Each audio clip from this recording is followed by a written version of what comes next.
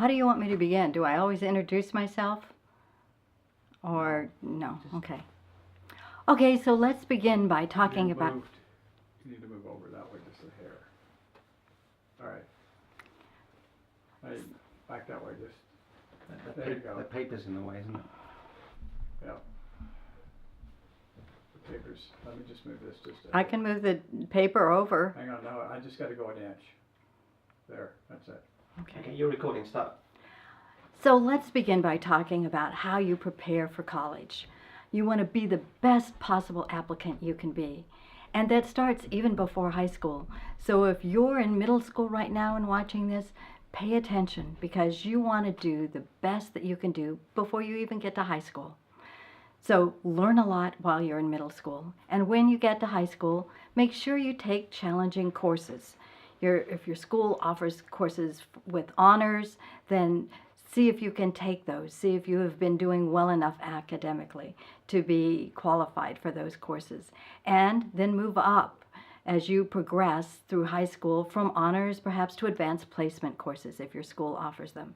If you're in an IB program or an ACE program, your courses will all be challenging. So you will have what schools are looking for, which is called rigor.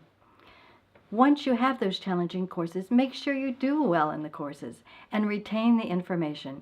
Don't do what I call brain dumps. Now, when I say brain dumps, my students always go, "What are you talking about?" Well, brain dumps are when you study for a test. You go in, you take the test, you walk out of there and you say, "Whew, don't have to remember that anymore." Well, if you're doing that, you're doing a brain dump. You want to retain the information you learned and have it be part of you forever.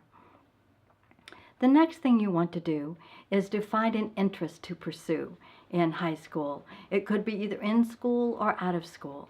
So join a few clubs, see what you like, stick with the clubs that you like, and step up for leadership when you can, perhaps when you're a junior or senior.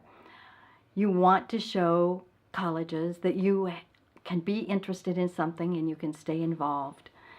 Now, playing video games, chatting on the internet, those are not things that are going to go in as part of your extracurricular activities.